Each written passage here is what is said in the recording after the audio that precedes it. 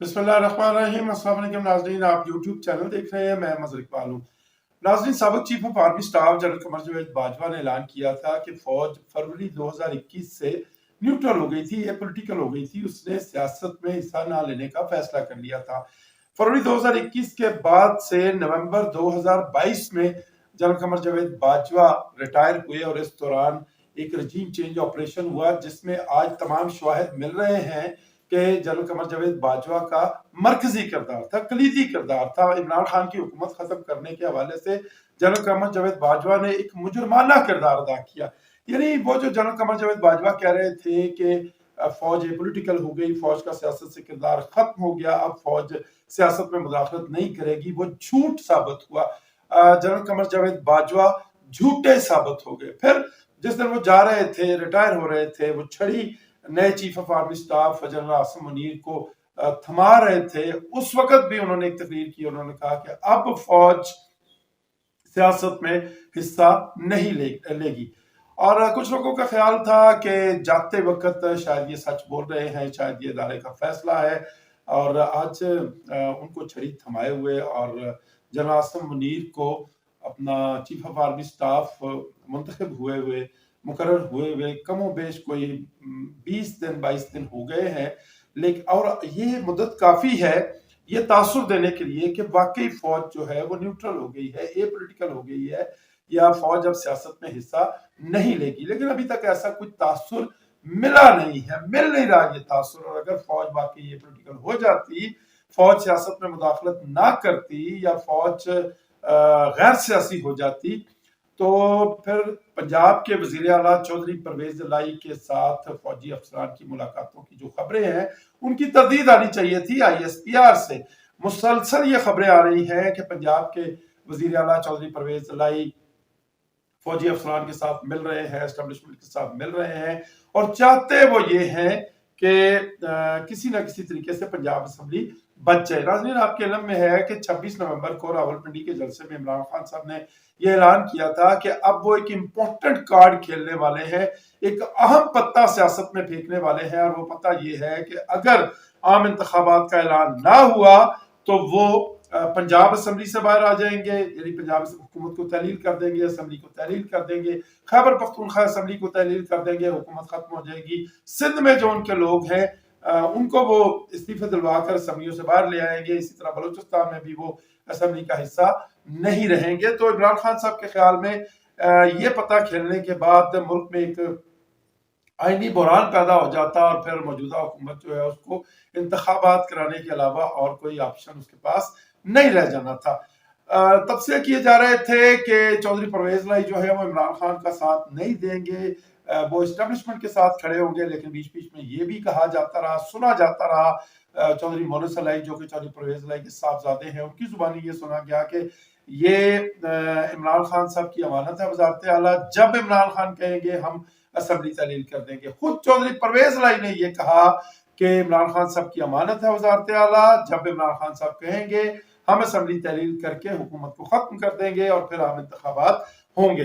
तजियाकार भी ये कहते रहे हैं, या अभी भी कह रहे हैं कि Chaudhary Parvez lie and company के पास इमरान खान के साथ खड़ा होने के अलावा कोई और दूसरा रास्ता नहीं है, उनकी सियासत बर्बाद हो जाएगी इमरान खान को छोड़कर।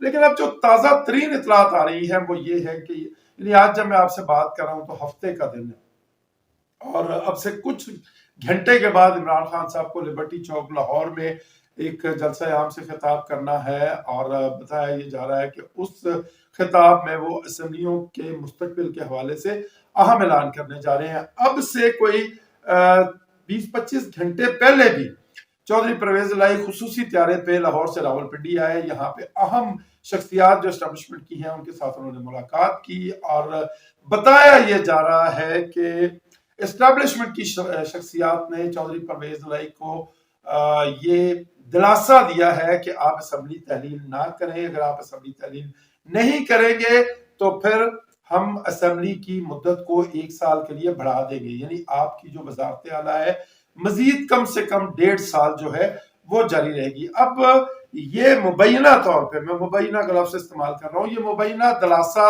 मिलने के बाद चौधरी परवेज लाई का रवैया क्या है? पंजाब काबीना के जो वज़रा हैं जिनका ताल्लुक है पाकिस्तान तहरीक इंसाफ से, उनके साथ बड़ा सर्द रवैया हो गया है चौधरी परवेज इलाही का। बड़ी सीनियर वजीर हैं डॉक्टर यास्मीन राशिद, जिनकी एक से ज्यादा मरतबा मुख्तलिफ मकामात पर चौधरी परवेज इलाही तारीफ कर चुके हैं कि ये बड़ी मेहनती वजीर है, बड़ी एफर्ट करती है। काबीना के गुज़श्ता इजलास में, यानी कि जो लास्ट इजलास हुआ उसमें तलख कलामी हुई यास्मीन राशिद साहिबा के साथ भी, और इसके अलावा दो और अपना सूबाई वज़रा है जिनके बारे में कहा जा रहा है कि चौधरी परवेज इलाही की उनके साथ तलखी हुई। और एक वजीर को तो उन्होंने कहा कि अगर आप इसी किस्म का रवैया रखेंगे तो बेहतर है कि आप इस्तीफा दे दें, और फिर उन्होंने इस्तीफा दे भी दिया। सवाल ये पैदा होता है कि अगर चौधरी परवेज इलाही की वो बात ठीक है कि ये वजारत आला इमरान खान की अमानत है, जब वो कहेंगे वो वापस करके असेंबली तहलील कर देंगे, तो फिर पाकिस्तान तहरीक इंसाफ के वज़रा के साथ चौधरी परवेज इलाही का ये रवैया जो है वो क्यों है?